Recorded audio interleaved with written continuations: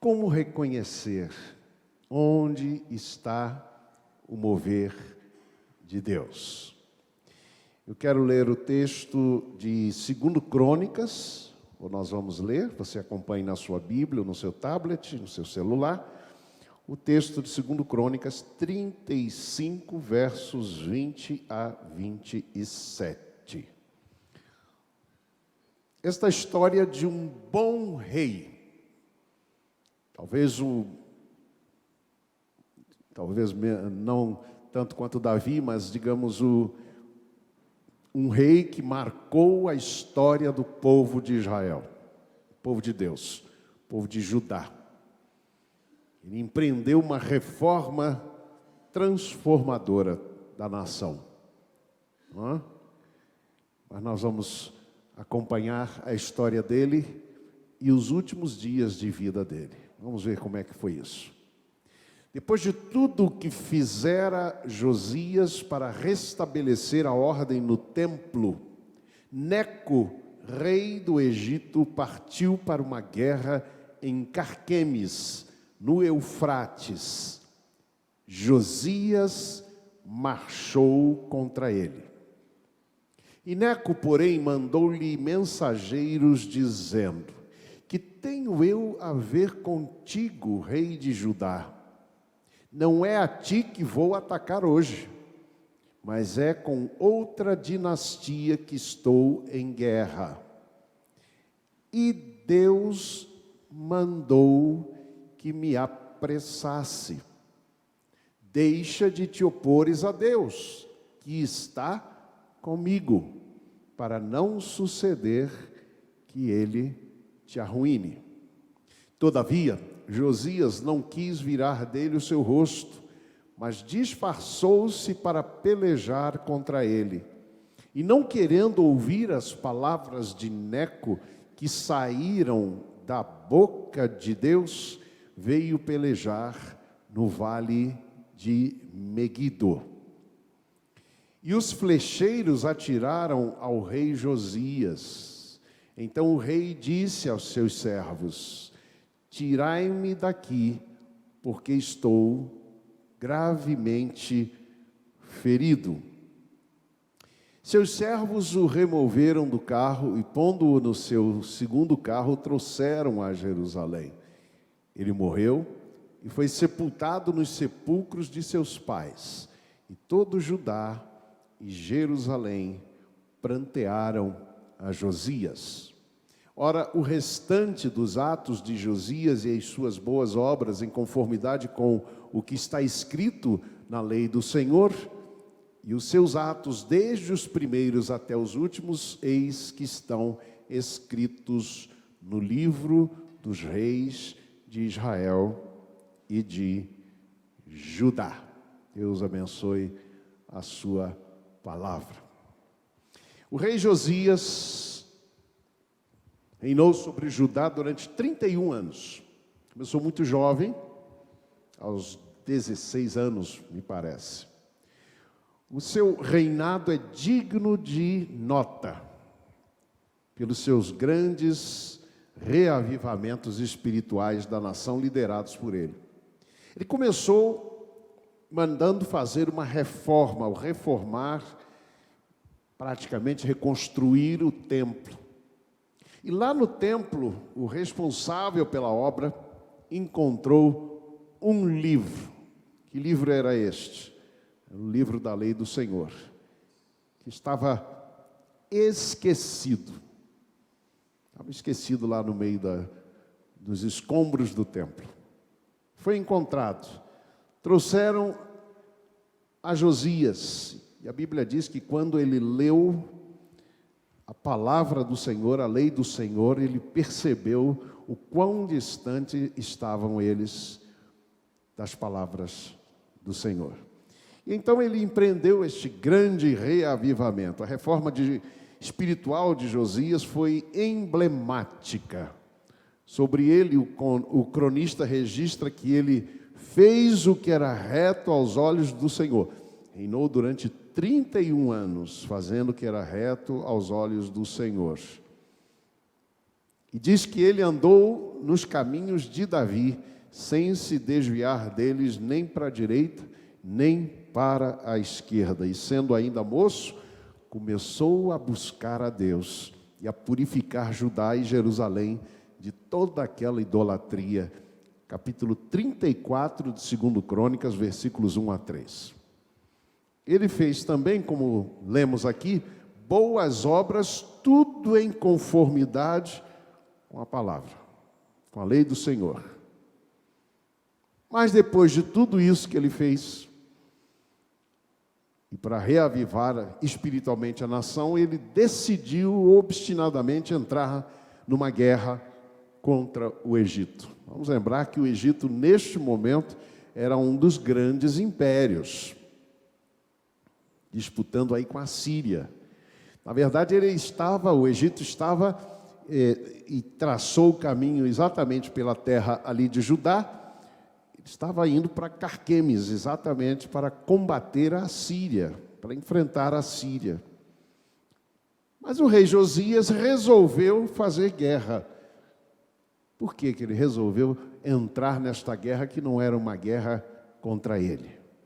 E a Bíblia então diz que Neco enviou recados a Josias para evitar aquela guerra. O que eu tenho contra ti? O que eu tenho contigo, Josias? Mas ele obstinadamente, teimosamente insistia nisto. E apesar do aviso, ele acabou morto naquela guerra. E aí vem as perguntas. Eu, sinceramente, lendo este texto, vendo a história do grande Josias, deste rei que marcou tremendamente a história de Judá, eu certamente me pergunto, de que lado Deus estava? Do lado de quem falava usando o nome de Deus, como Neco, rei do Egito, é dito aqui? Do lado de quem já fizera boas obras em conformidade com a palavra do Senhor, como foi o caso de Josias? Ou do lado do vencedor? O que você acha? De que lado Deus estava? Como é que a gente pode saber? Vamos empreender aqui algumas investigações sobre esse texto e aprender algumas preciosas lições. A primeira verdade que eu aprendo aqui neste texto é esta: Deus é soberano. E a gente podia aqui colocar um ponto final. Deus é soberano, ponto. Mas o que eu aprendo aqui é que ele pode falar e usar instrumentos inesperados. Olha o que Neco diz para Josias: Deus me mandou que eu me apressasse. Nesta guerra contra a Síria. Só para lembrar um detalhe, a Síria tinha invadido o reino do norte. Tinha destruído ali, mencionei hoje pela manhã, a história dos samaritanos, Samaria, a capital. Esta Síria é que está sendo aqui atacada por Neco. E ele diz: Deus me mandou que eu me apressasse. Deixa de te opores a Deus que está comigo, para não suceder que ele te arruíne. É a mensagem de Neco para Josias. Todavia Josias não quis virar dele o seu rosto, mas disfarçou-se para pelejar contra ele, e não querendo ouvir as palavras de Neco, e o cronista diz, que saíram da boca de Deus, veio pelejar no vale de Megido. Uma pergunta que certamente eu fiquei aqui, enquanto meditava nesse texto, me fazendo era: o Deus de Josias, rei de Judá, era o mesmo Deus de Neco, rei do Egito? Responde aí na sua mente, sim ou não? Neco disse assim: Deus me mandou que eu me apressasse. Há aqui, obviamente, algumas palavras importantes no hebraico. Quando a Bíblia diz que Neco disse, Deus me mandou que me apressasse, a palavra Elohim, que é traduzida como Deus ou deuses, também no plural. Mas quando a Bíblia se refere ao Deus de Israel, ela usa o nome revelado, Yahvé ou Javé, como é traduzido em algumas Bíblias. E aqui é interessante, quando Neco se refere a Deus, não usa, obviamente, o termo ou o nome que era conhecido de Judá, de Josias. Não aparece aqui o Senhor me mandou que eu me apressasse, mas Deus. Então eu fiquei me perguntando sinceramente, será que Neco está se referindo ao Deus soberano, ao Deus de Israel? Nós cantamos há pouco, Deus soberano sobre todas as coisas, Tu és Senhor. Ou ele estava se referindo aos deuses do Egito? Olha o que ele diz ainda, deixa, pois, e há uma tradução muito interessante, deixa, pois, agir o Deus que está comigo, o Elohim que está comigo. Ou na nossa tradução, deixa de te opores a Deus que está comigo. Eu sinceramente fiquei me perguntando, será que o Deus de Neco, o Deus do Egito, era o mesmo Deus aqui? Porque certamente, irmãos, nós precisamos entender que às vezes se usa o nome de Deus, mas os atributos desse Deus não são aqueles revelados em Jesus Cristo. Há alguns que criam um Deus segundo a sua imagem e semelhança, e não o Deus revelado na Escritura. Então a gente precisa sempre tomar muito cuidado quando alguém fala em nome de Deus. Ah, Deus me enviou, ah, Deus está comigo. Que Deus? De que Deus você está falando? Entretanto, eu me quedei diante da seguinte observação, é que o cronista escreveu assim, está no verso 22, todavia Josias não quis virar dele o seu rosto, mas disfarçou-se para pelejar contra ele, e não querendo ouvir as palavras de Neco, ele diz, que saíram da boca de Deus.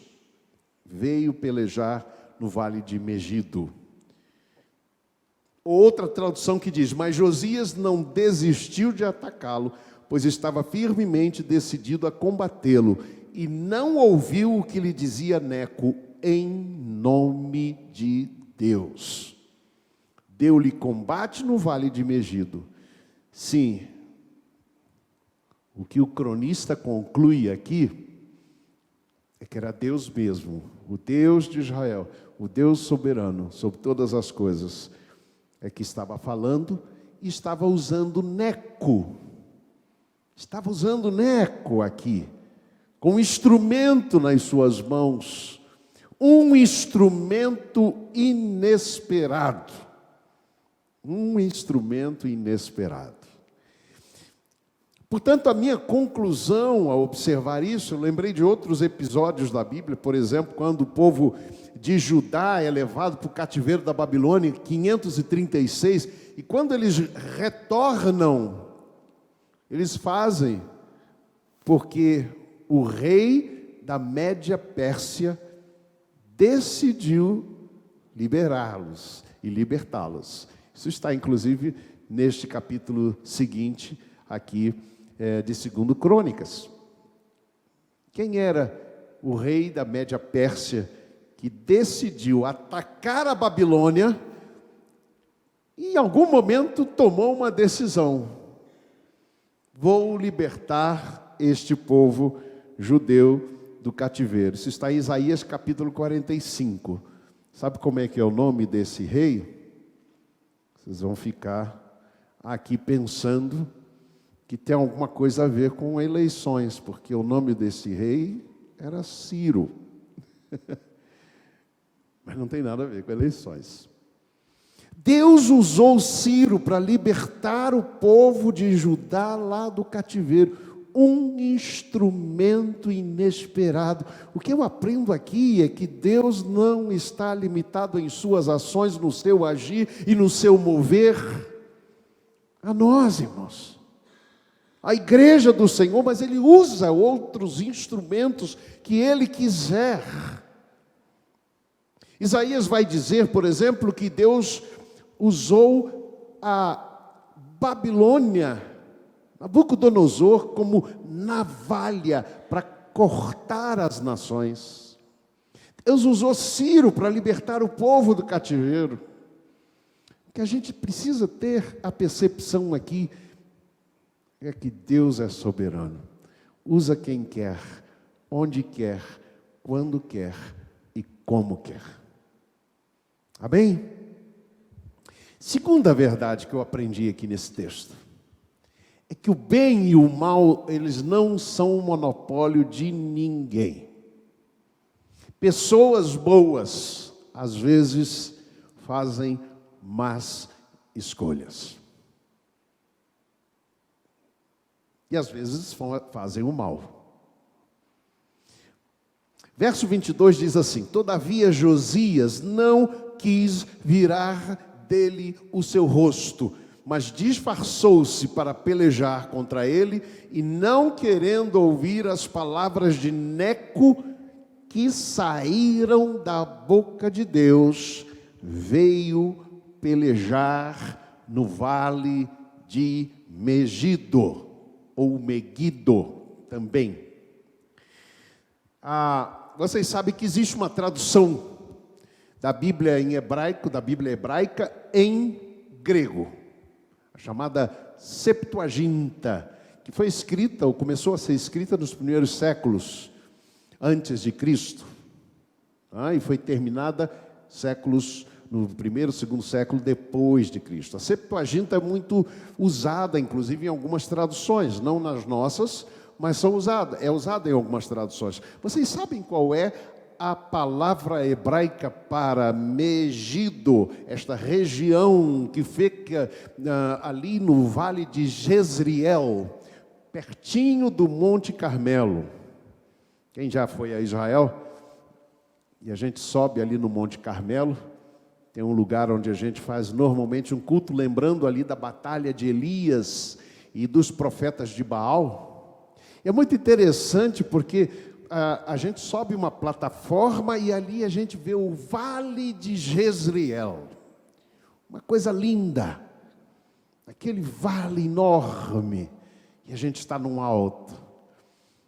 Sabe qual é o nome hebraico para o Megido? Armagedon. Sabe o que é Armagedon? Está em Apocalipse, capítulo 16, verso 16. Megido quer dizer lugar de multidões. E essa antiga cidade de Canaã foi designada Manassés, a tribo de Manassés, e localizada então na borda sul da planície de Esdrelon, a 10 quilômetros do Monte Carmelo. Que é como eu disse, a gente tem uma vista lindíssima. Eu me lembro que a primeira vez que ali estive e conhecendo aquele vale, e me disseram, este é o Vale do Armagedon. Eu disse, mas não é possível que Deus vai destruir uma coisa linda desta aqui, ali, ou aqui vai ser a guerra final entre o bem e o mal. Gente, eu creio que não é à toa que Josias vai exatamente para o vale de Megido. Josias, o bom rei, não deu ouvidos às palavras que falava Neco, dizendo, olha, eu não tenho nada contigo. Eu estou indo fazer guerra contra outro. Foi Deus que me mandou. E Deus disse que eu me apressasse.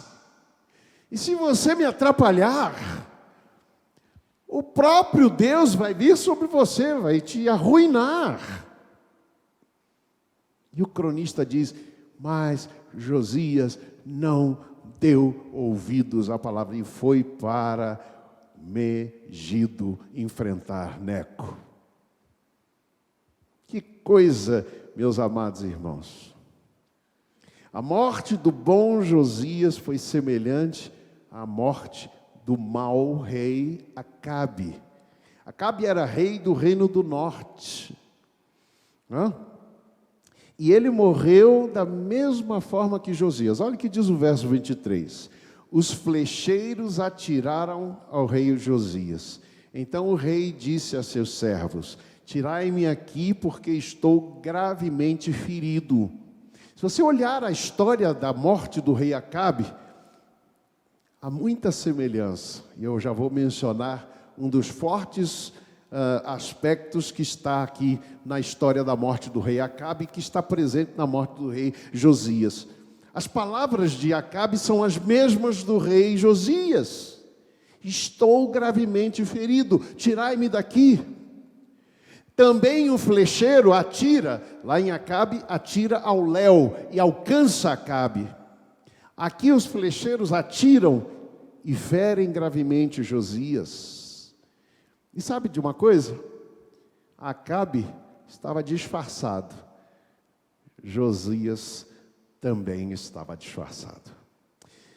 Eu fiquei me perguntando essa semelhança, esta guerra num lugar marcado como a guerra final entre o bem e o mal. E era de esperar que Josias saísse vitorioso, o bom rei. Mas ele não ouviu a palavra do Senhor, talvez por preconceito que ele pensou, não, Deus está comigo. Não está com Neco. Sou eu que tenho Deus ao meu lado. Aí está, meus amados irmãos. O que eu aprendo nesse texto também é que nossas más escolhas podem muitas vezes nos associar com o mal, ou nos colocar no lado errado da guerra. As nossas más escolhas podem nos colocar do lado errado. E quem já assistiu esta série de filmes, não é? Sobre, enfim, as guerras estelares, né? Vai se lembrar o lado errado da força. Não é? As nossas más escolhas podem nos fazer nos associar àqueles que não servem a Deus. Terceira verdade que aprendo nesse texto é que a derrota, a nossa derrota, talvez em alguns momentos da nossa vida, nem sempre decorre do abandono de Deus, mas pode derivar do menosprezo dos avisos que Deus nos dá. Eu fui derrotado porque Deus me abandonou. Talvez Josias pudesse dizer isso. Mas olha o que diz o texto, verso 22, Josias não desistiu de atacá-lo, pois estava firmemente decidido a combatê-lo. E não ouviu o que dizia Neco em nome de Deus. E o que dizia Neco? Josias, eu não vim fazer guerra a você. Eu estou fazendo guerra contra a Assíria. Deixa de agir contra Deus. Olha o que Neco disse para ele. Mas ele não acreditou. Ele persistiu. É interessante, o verso 21 diz assim, Neco, porém, mandou-lhe mensageiros, dizendo, que tenho a ver contigo, rei de Judá. Vocês sabem qual é a palavra para mensageiros? Há duas palavras muito parecidas no hebraico, Malak e Meleque. Essas duas palavras, uma significa rei e outra significa anjo, mensageiro. A palavra mensageiro, ela pode significar tanto um anjo, ou seja, um ser sobrenatural, como pode também significar pessoas, mensageiros humanos. Interessante, eu me lembro de Hebreus que diz que alguns que hospedaram anjos sem o saberem. Sabe, Deus muitas vezes nos manda avisos por anjos, por mensageiros. Mas talvez a gente fique esperando que esses anjos tenham asinhas, auréolas sobre a cabeça. Mas eles podem ser humanos, pode ser minha esposa, pode ser meu filho, que seja em algum momento na minha vida a voz de Deus. Deus usa os instrumentos que quer. O que a gente precisa estar atento é a voz do Senhor, para perceber. Josias não podia dizer, a minha derrota foi porque Deus me abandonou depois de tudo que eu fiz. Talvez ele pudesse fazer esse discurso.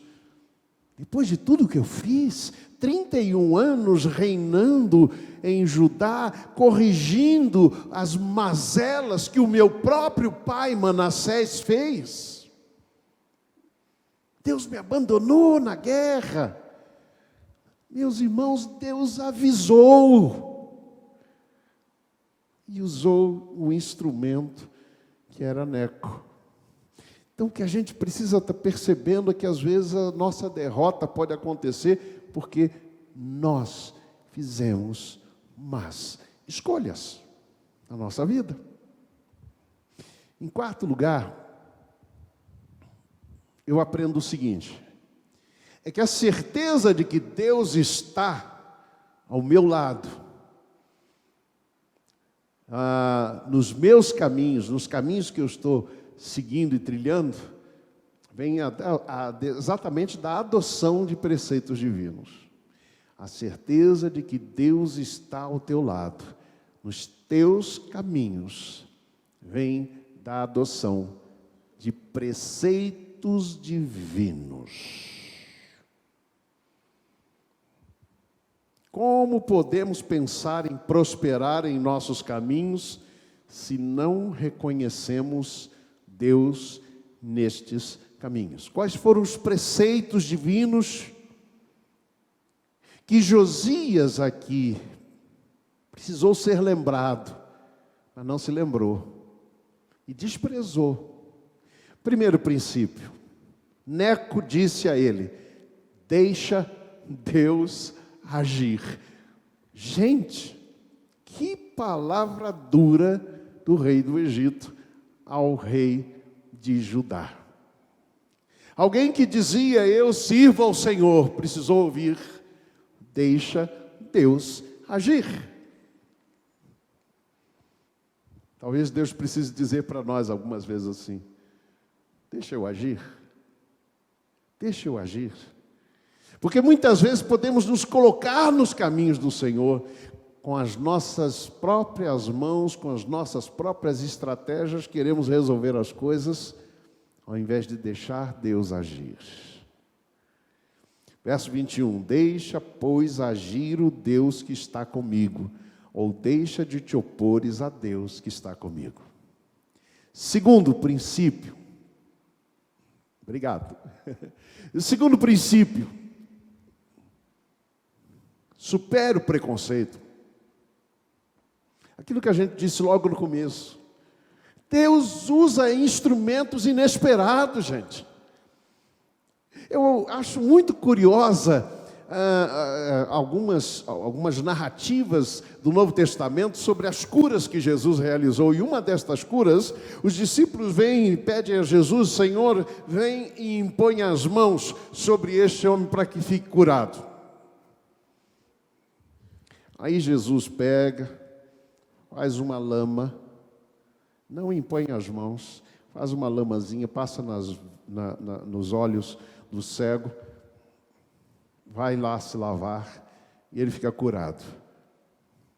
Prestaram atenção no detalhe? Os discípulos disseram, vem e põe a mão para que fique curado. Mas Jesus não fez isso.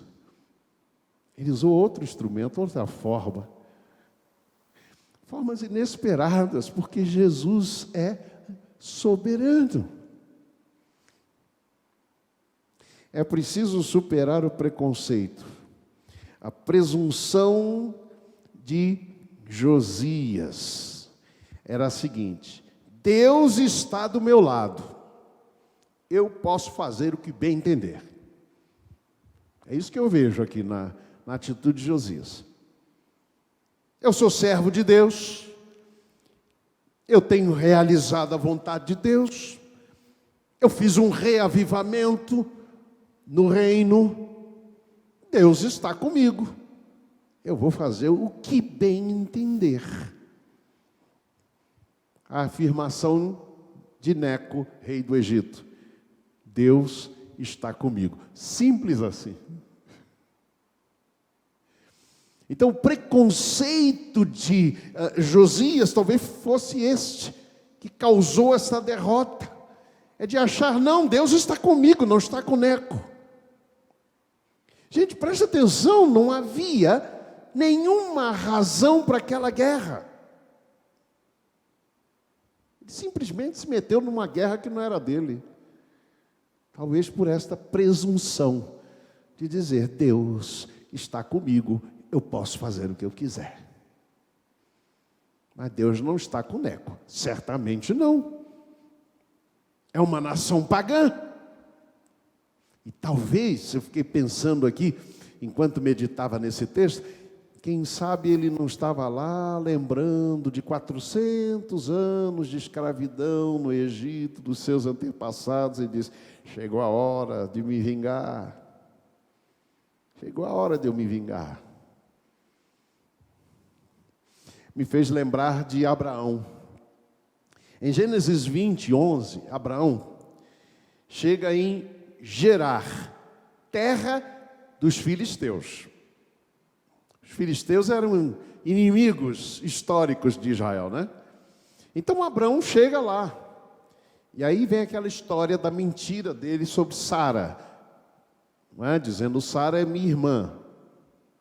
Aí quando Abimeleque, rei de Gerar, rei dos filisteus, confronta Abraão, e como Abimeleque descobriu que Sara era esposa de Abraão. Você se lembra? Como é que ele descobriu? Deus falou com Abimeleque em sonhos. Abraão talvez dissesse, e Deus falou com Abimeleque o quê? Deus fala comigo. Olha o preconceito. E quando Abimeleque confronta Abraão, ele diz, por que você fez isso? Você fez o que não se deve fazer. Olha a ética de Abimeleque. Aí sabe o que Abraão responde? Aqui, Gênesis 20, 11. E disse Abraão, porque eu dizia comigo, certamente não há temor de Deus neste lugar. Não há temor de Deus neste lugar. Ai, irmãos, é como aquela saída de Jacó, na fuga de Jacó do seu irmão Esaú, da fúria do seu irmão Esaú, e quando ele tem aquela visão da escada, onde anjos subiam e desciam, e Deus se revela a ele, ele diz, certamente Deus está neste lugar, e eu não sabia. Preconceito, às vezes, que nós temos. Então, Josias precisava adotar este princípio de crer na soberania absoluta de Deus e superar o preconceito. Terceiro aspecto, Josias não consultou a Deus sobre essa guerra. É muito interessante porque a Bíblia descreve que Josias fez o que era bom aos olhos do Senhor, e andou nos caminhos do seu pai, isto é, seu antepassado, Davi. Mas se você ler a história de Davi, você vai ver que a maioria das guerras que ele enfrentou, ainda quando não era rei, propriamente dito, fugindo do rei Saul, todas as guerras, a Bíblia diz, e Davi consultava ao Senhor. Quando Saul morreu, sabe o que Davi fez? A primeira coisa que fez quando soube, consultou a Deus. Devo voltar para a terra de Israel, porque ele estava na terra dos filisteus. Meus amados irmãos, eu não vejo, não encontro aqui neste texto o bom rei Josias consultando a Deus sobre esta guerra. Porque se nós concluímos que Deus de fato estava falando através de Neco, que Neco, ou as palavras de Neco vinham da boca de Deus, como disse o cronista aqui, se nós concluímos isto, irmãos, Josias consultasse a Deus, Deus diria, não entres nessa guerra. Aí está o erro. A certeza de que Deus está ao meu lado, nos caminhos que eu estou trilhando, vem da adoção dos princípios, dos preceitos divinos. Consultar a Deus. Faltou isto nele. Quarto aspecto. Foge das contendas e das guerras. Eu não gosto muito de um cântico que diz: Jeová é Deus de guerras. Eu vejo o Deus da paz, não da guerra. Presente mesmo no contexto do Antigo Testamento. Josias resolveu entrar numa guerra absolutamente desnecessária, sem nenhum sentido. Neco não ameaçava em nada o território de Judá, estava apenas passando por ali para chegar lá no norte, em Carquemes. Foge das contendas e das guerras, prefira a paz. Provérbios 3:30 diz: não contendas com um homem sem motivo.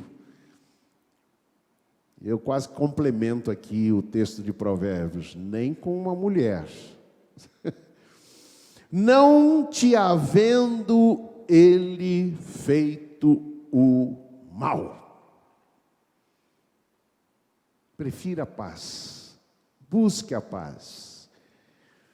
Josias não procurou este princípio.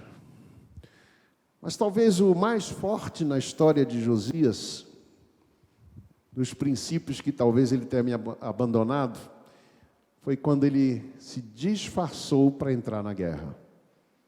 Meus amados irmãos, olha o que diz o texto. Todavia Josias não quis virar de Neco o seu rosto, mas disfarçou-se para pelejar contra ele. Disfarçou-se para pelejar contra ele.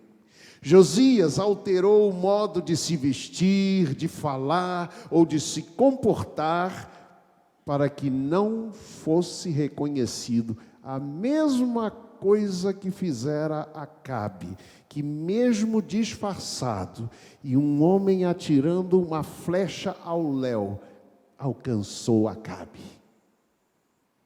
Mesma história, mesma coisa, como eu já disse, quando a gente faz más escolhas, a gente pode estar associado, na verdade, ao lado errado da história. Se disfarçou, dissimulou, tentou ser quem ele não era. Meus amados irmãos, eu gosto muito de uma palavra de Jesus em João capítulo 20, capítulo 3, versículos 20 a 21. Jesus diz: porque todo aquele que faz o mal odeia a luz, e não vem para a luz, para que as suas obras não sejam reprovadas. Mas quem pratica a verdade vem para a luz, a fim de que suas obras sejam manifestas, porque são feitas em Deus. Deus não age no disfarce. Deus só age na luz. É isso que eu aprendo com esse texto. Este tenha sido o preceito mais sério da história de Josias, que o levou àquela morte prematura, àquela morte sem razão. É que ele se disfarçou para poder empreender o seu projeto. Não era o projeto de Deus para a sua vida. Todo aquele que pratica a verdade vem para a luz. Se você encontrar alguém se disfarçando, escondendo, desconfie. Essa ação não é a verdade. Se precisa esconder, é porque não é da luz. Repito, Deus não age no disfarce. Deus só age na luz. Quantas verdades preciosas nós temos. E eu encerro aqui perguntando novamente aquilo que perguntei no início, no título desta mensagem. De que lado Deus está? Deus estava do lado de Neco ou Deus estava do lado do bom rei Josias? Eu já tenho dito aqui algumas vezes que não creio que Deus fique ao lado ou do lado de ninguém. Deus está sempre ao lado de todos. De quem desejar ouvir a sua voz, de quem quiser receber a orientação. De que lado Deus está? Deus está ao lado, não do lado, mas ao lado de quem está ao lado dele.